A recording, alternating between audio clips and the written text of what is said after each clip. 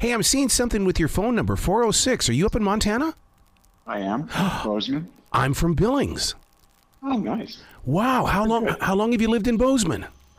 25 years. Unbelievable. Wow. Yeah. I used to go to Bozeman to visit my grandmother all the time as a child back in the 60s and 70s, and it's like I've watched that city grow. I bet you have from the 60s. I mean, we've seen it grow just in 25 years, but my God, the 60s, how many paved roads were there? Right. And how wide were they? Coming up that, And, oh yeah. my God, to come across that pass, that pass used to scare me so bad. It was treacherous back then. Yeah. So now, have you seen the Bozeman Tunnel for the train? No.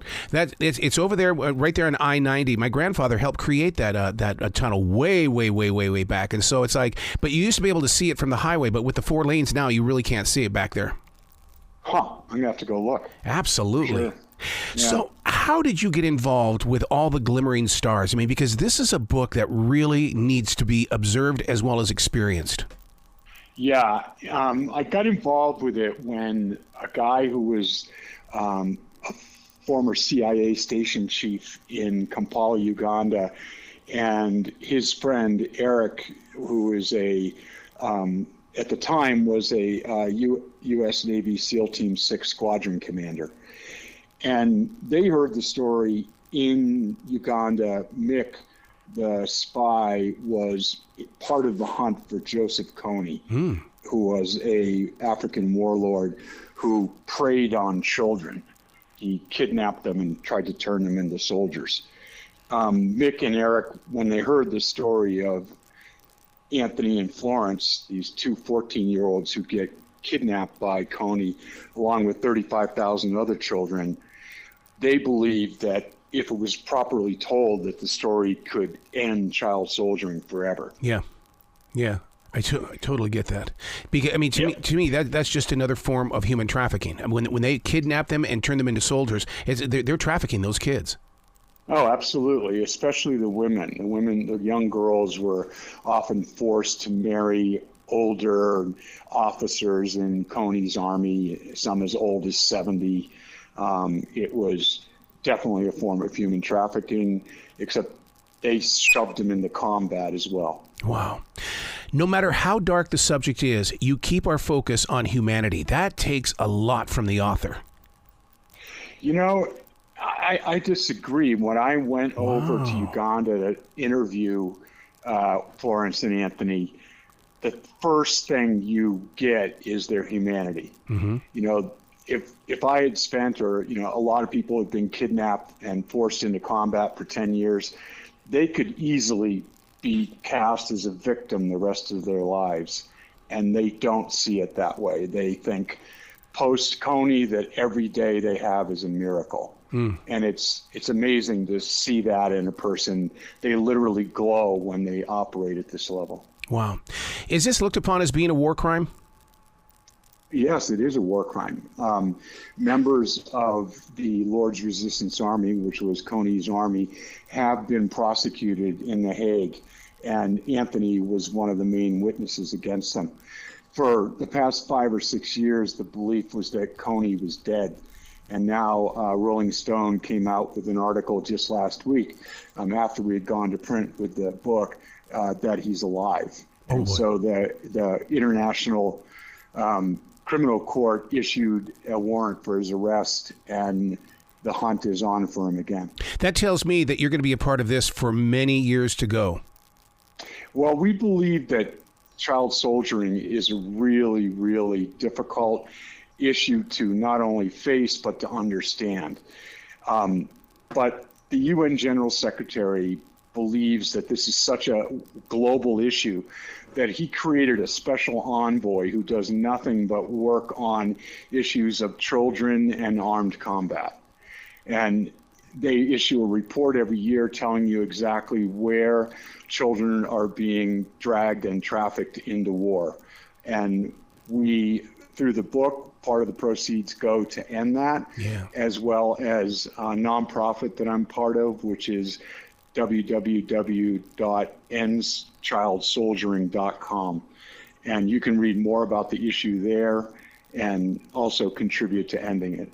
You know, in bringing this book to me to read, I mean, the thing that really scares me the most is that what's going on in the world that we don't see in Ukraine as well as Gaza. What are they doing with those children? And because they're always talking about, well, we need more weapons. Well, someone has to operate those weapons.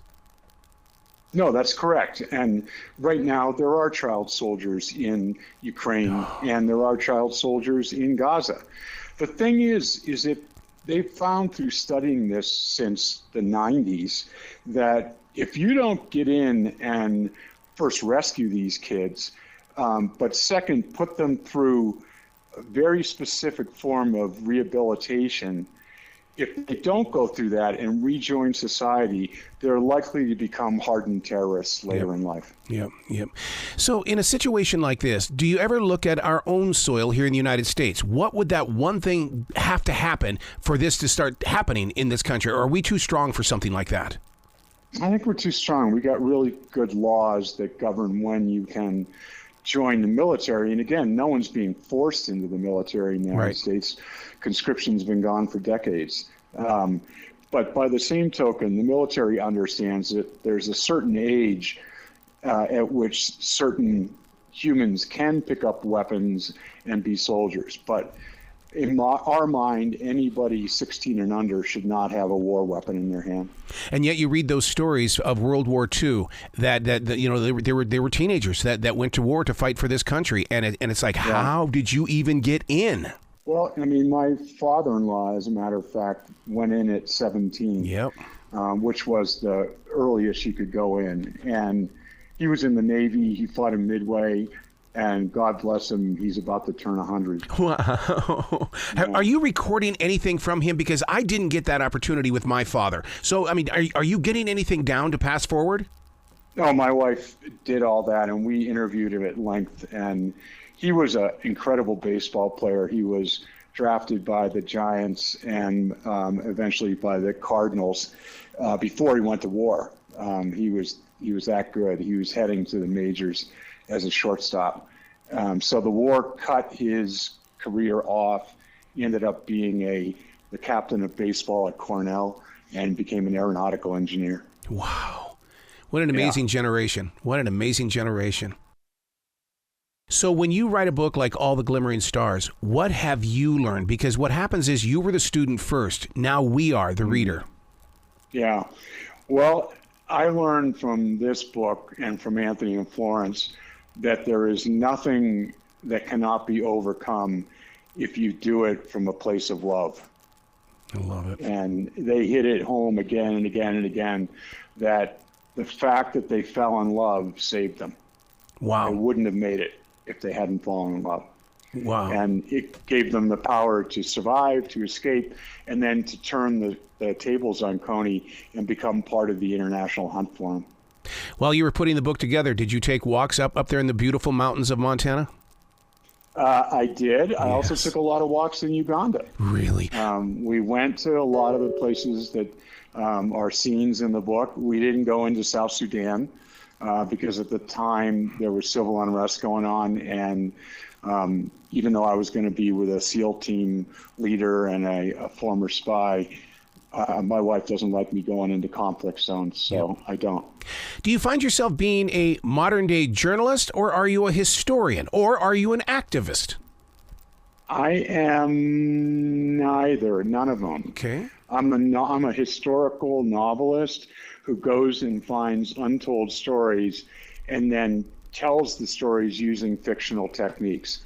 Do I change some of the things? Sure. Yeah. For example, when kids tried to escape the LRA, escape Kony, there were these teams of trackers that would go out after them to find them. It would have been very cumbersome to identify to readers all these teams. So I condensed it to one team with a lead tracker that you meet very, very early in the book.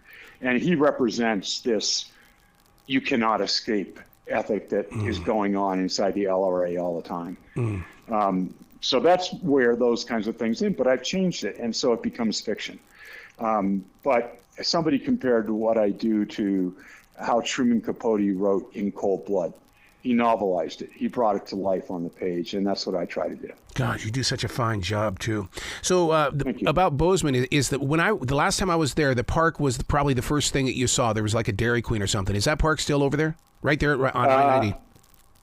It is not there. Oh. There's Lindley Park, which is right off of Main Street as you're coming into town. Yeah. And that's quite beautiful.